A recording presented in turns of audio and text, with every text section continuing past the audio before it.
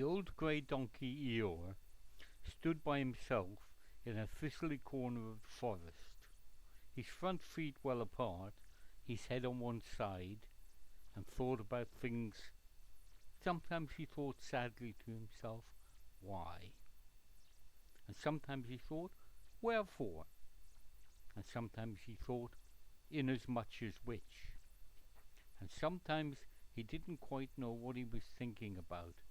But when Winnie the Pooh came stumping along, Eeyore was very glad to be able to stop thinking for a little while in order to say, how do you do, in a gloomy manner to him. And how are you, said Winnie the Pooh.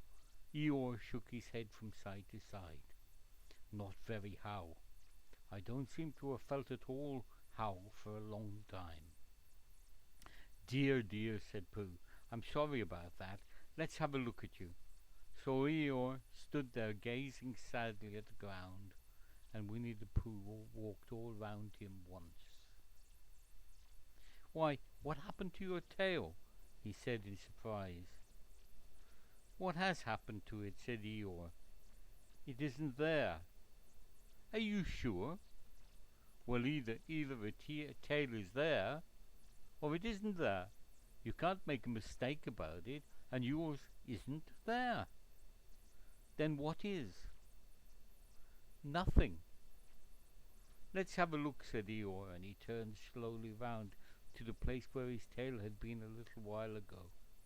And then, finding that he couldn't catch it up, he turned round the other way until he came back to where he was at first, and then he put his head down and looked between his front legs, and at last he said with a long, sad sigh, I believe you're right.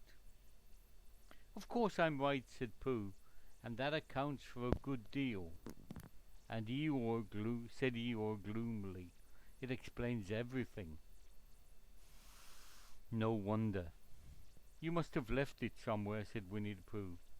Somebody must have taken it, said Eeyore. How like them, he added after a long silence. Pooh felt that he ought to say something helpful about it, but didn't quite know what, so he decided to do something helpful instead. Eeyore, he said solemnly, I, Winnie the Pooh, will find your tail for you. Thank you, Pooh, answered Eeyore. You're a real friend, said he. Not like some, he said. So Winnie the Pooh went off to find Eeyore's tail. It was a fine spring morning in the forest as he started out. Little soft clouds played happily in a blue sky, skipping from time to time in front of the sun as if they had come to put it out, and then sliding away suddenly so that the next might have his turn. Through them and between them the sun shone bravely, and the copse which had worn its furs all the year round seemed old and dowdy now, beside the new green lace which the bleachers had put on so prettily.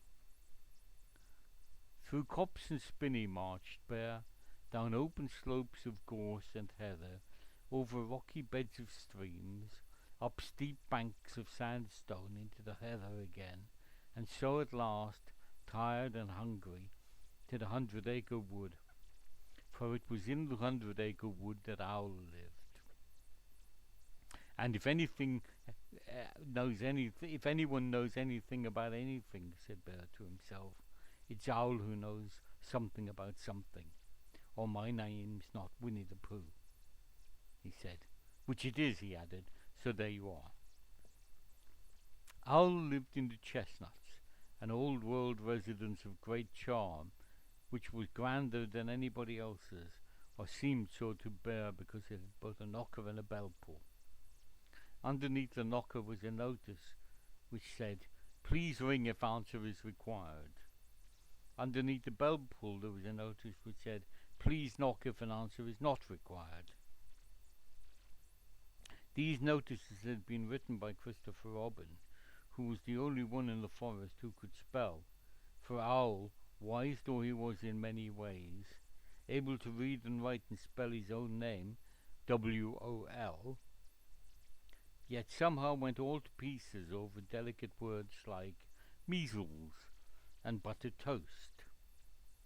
Winnie the Pooh read the two notices very carefully, first from left to right, and afterwards, in case he'd missed some of it, from right to left.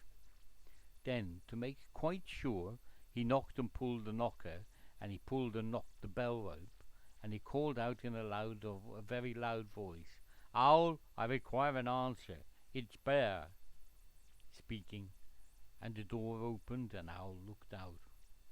"Hello, Pooh," he said. "How's things?" "Terrible and sad," said Pooh, "because Eeyore, who is a friend of mine, has lost his tail, and he's moping about it. So could you try very kindly to tell me how to find it for him?"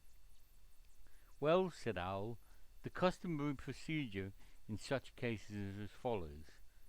"What does customary procedure mean?" said Pooh, "for I am a bear of very little brain, and big words bother me."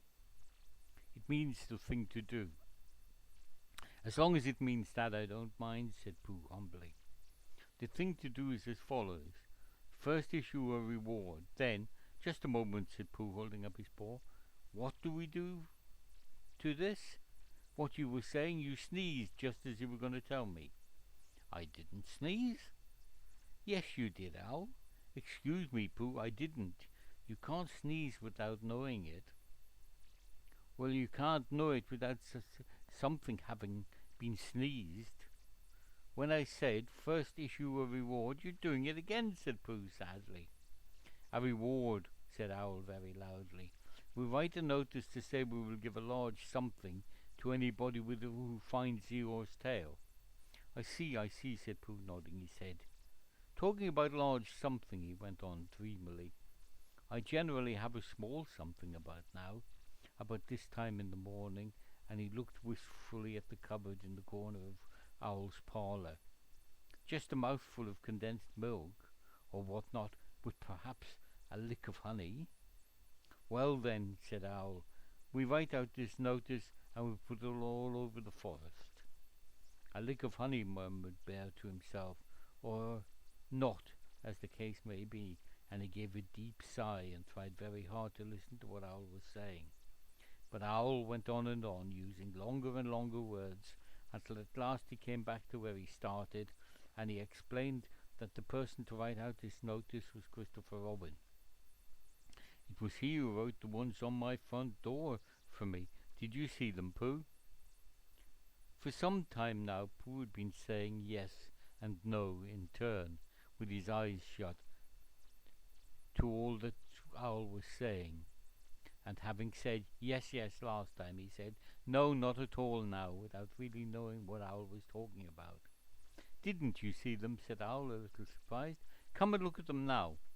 And so they went outside, and Pooh looked at the knocker and the notice below it, and he looked at the bell rope and the notice below it, and the more he looked at the bell rope, the more he felt that he had seen something like it somewhere else, some time before.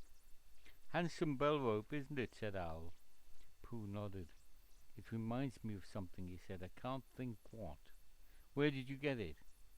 "I just came across it in the forest. It was hanging over a bush, and I thought at first somebody lived there, so I rang it and nothing happened, and then I rang it again very loudly, and it came off in my hand, and as nobody seemed to want it, I took it home and—" "Owl," said Pooh solemnly, "you made a mistake. Somebody did want it." "Who?" "Eeyore, my dear friend Eeyore. He was fond of it." "Fond of it?" "Attached to it," said Winnie the Pooh sadly. So with those words he unhooked it and carried it back to Eeyore. And when Christopher Robin had nailed it on in its right place again, Eeyore frisked about the forest, waving his tail so happily that Winnie the Pooh came over all funny and had to hurry home for a little snack of something to sustain him. And wiping his mouth half an hour afterwards, he sang to himself proudly, "Who found the tail?" "I," said Pooh, "at 1:45, only it was 1:45 really. I found